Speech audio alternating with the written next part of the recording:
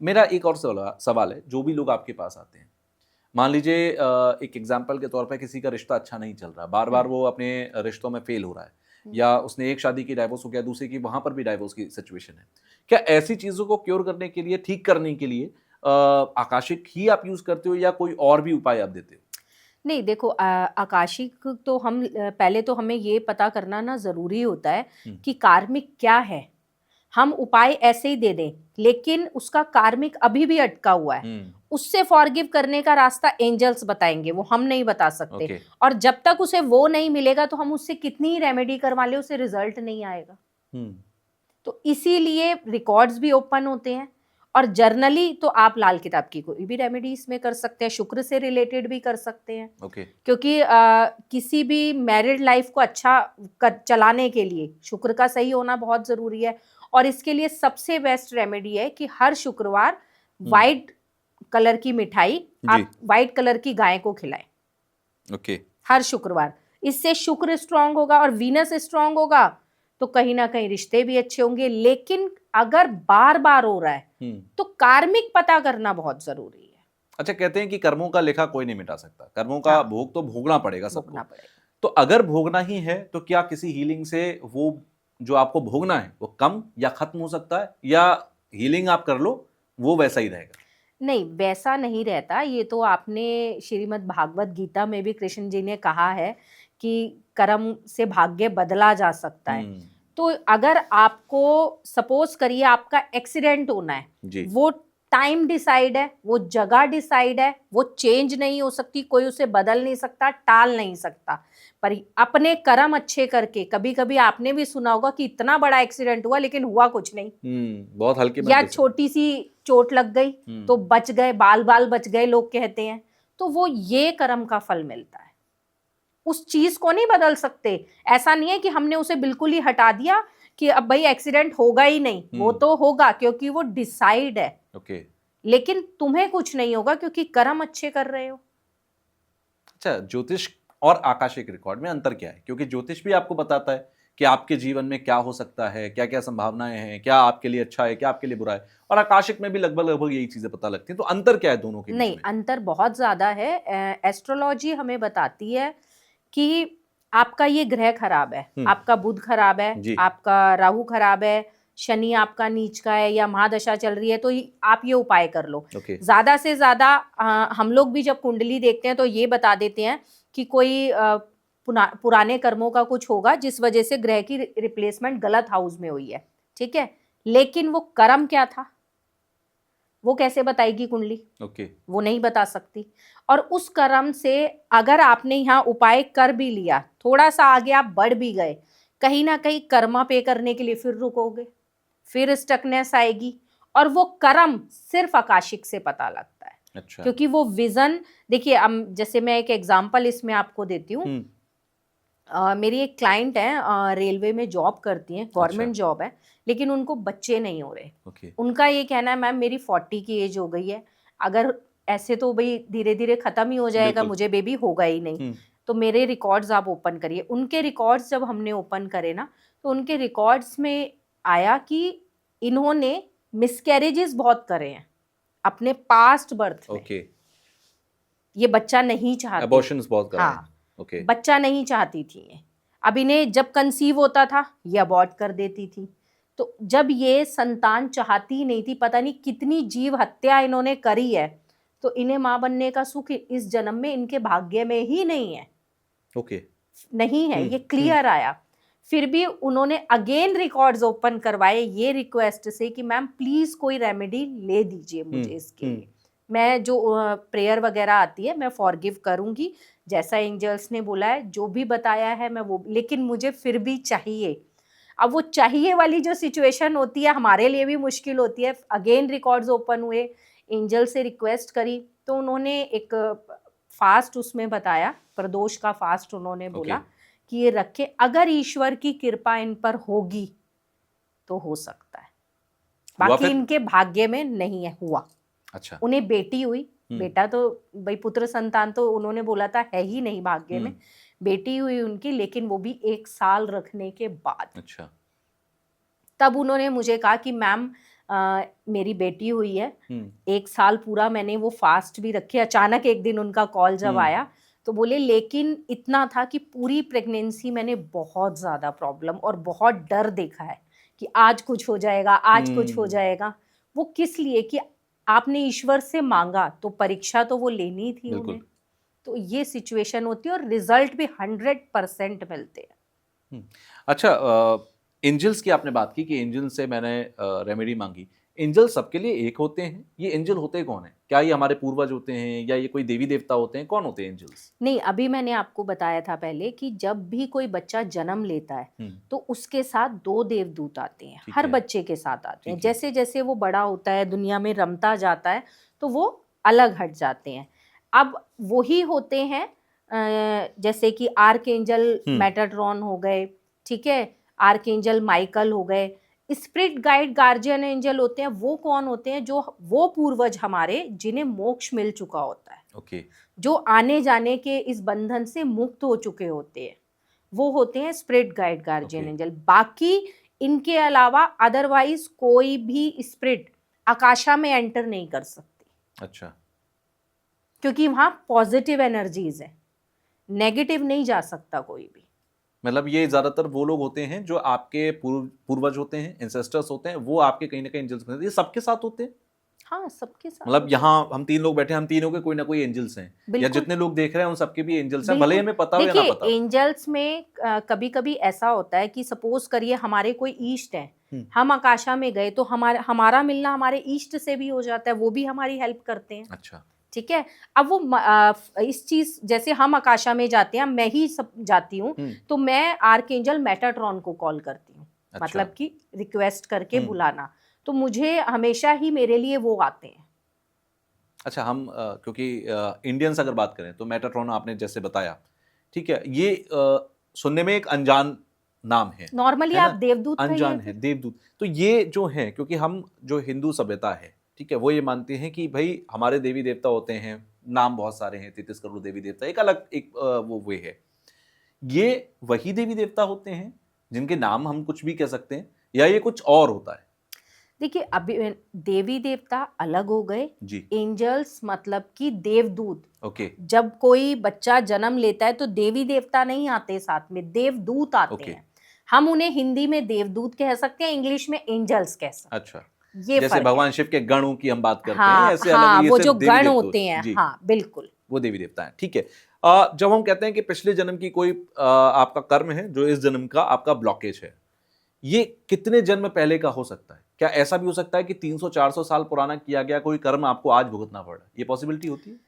नहीं, ऐसा नहीं है कि 300-400 साल, उस बीच तो आपने कितने जन्म लिए होंगे, जी। कितनी बार उसे भुगता होगा। हम्म एक इसमें ये जरूर ऑप्शन होता है कि आपका एक पैटर्न बन गया, ठीक है, सोल का एक पैटर्न बन गया, सोल ने एक गलत कर्मा करा हम्म आज से सपोज करिए कि 50 साल पहले, ठीक है, अब उसे जन्म दिया गया, जी। पहले तो कहीं ना कहीं उसने नरक में या उसमें भी भोगा होगा, बिल्कुल। फिर उसे जन्म दिया गया।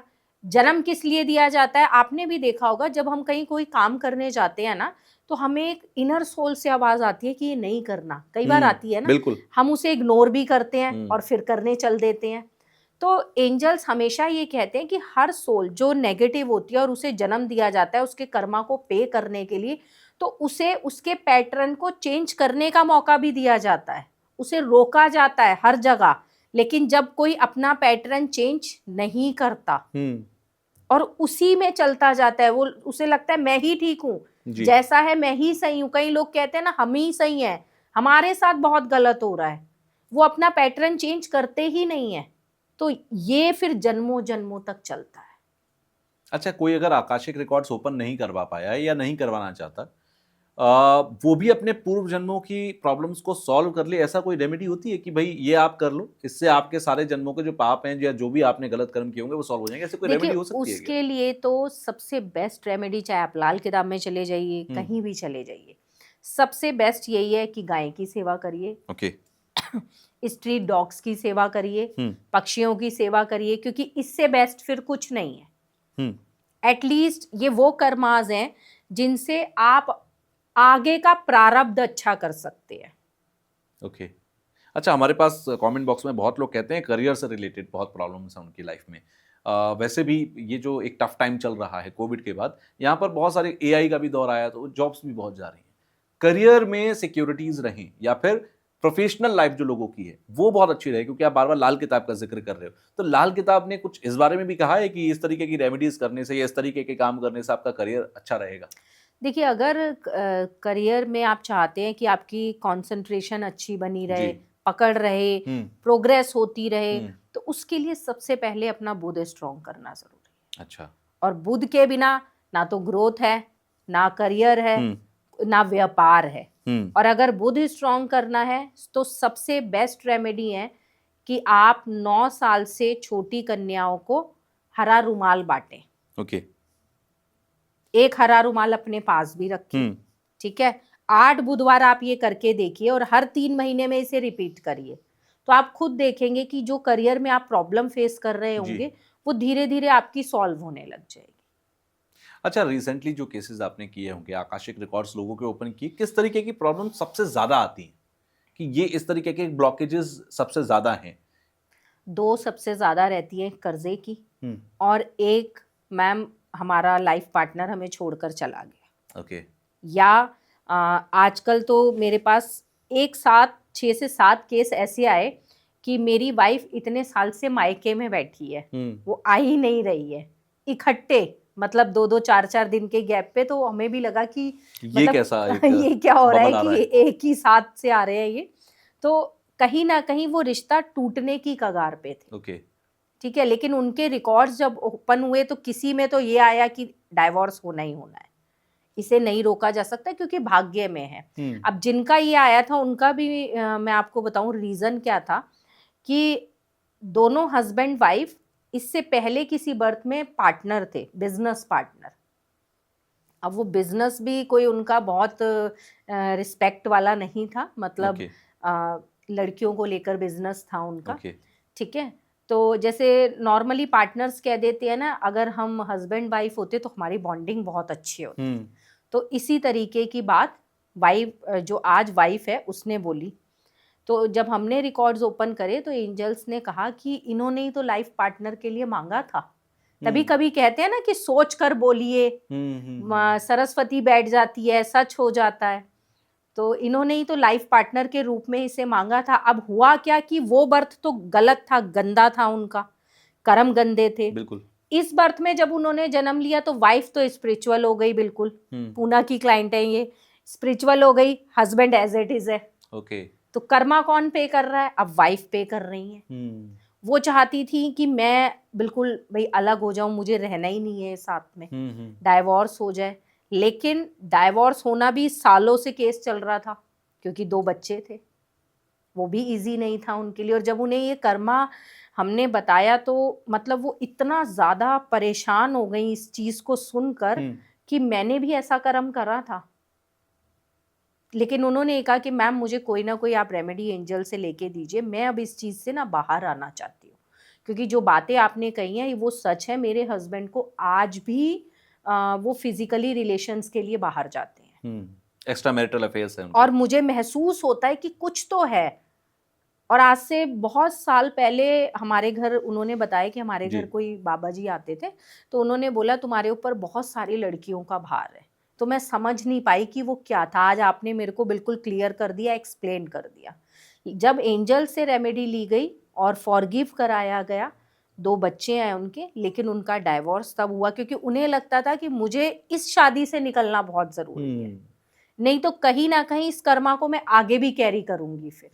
अब मुझे यहाँ से निकलना है। तो इट मीन्स कि वो उनका तय था ऐसे होना।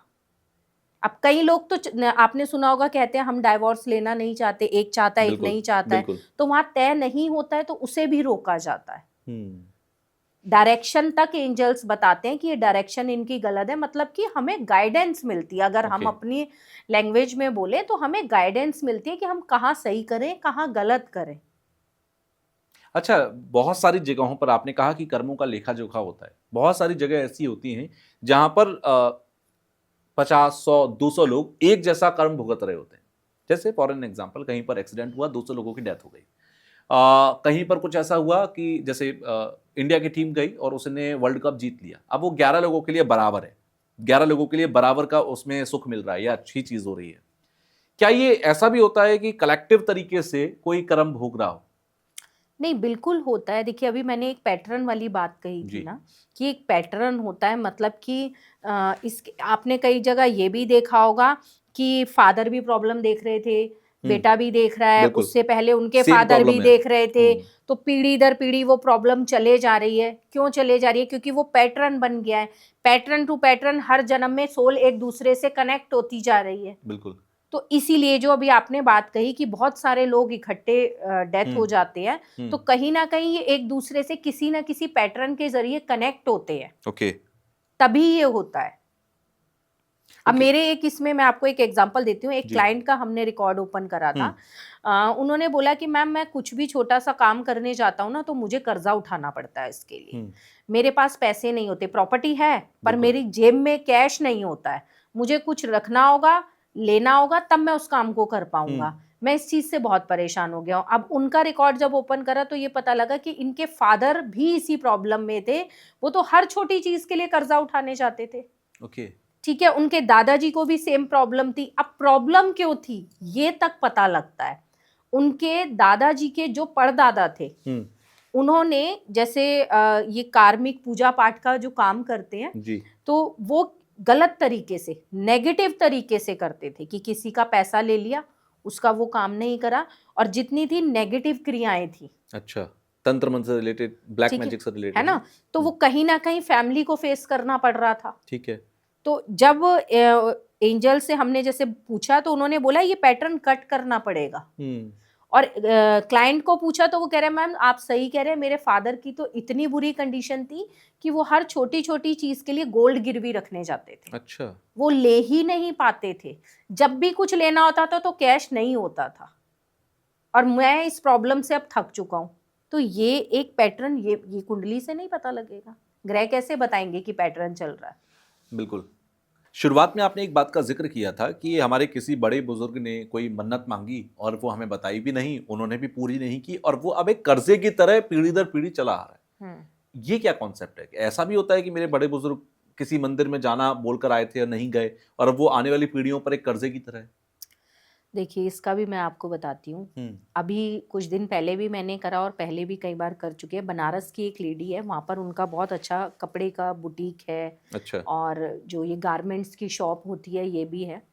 तो उन्होंने ये बोला कि मैम मेरे पहले तो मेरे जो देवर हैं उनको कोई संतान नहीं हुई। सिर्फ मेरे ही बच्चे हुए हैं, और मेरा जो काम है ना, मैं कर्जे में आती जा रही हूँ। चलता है, थोड़ा सा उतारती हूँ, फिर कुछ ऐसे सिम्टम बनते हैं, फिर ले लेती हूँ। तो मैं इस सब चीज़ों से निकल नहीं पा रही हूँ, और बच्चे भी हमारे सुखी नहीं हैं, क्योंकि मेरे 2 बच्चे हैं वो भी सुखी नहीं हैं, देवर के मेरे हैं ही नहीं हैं।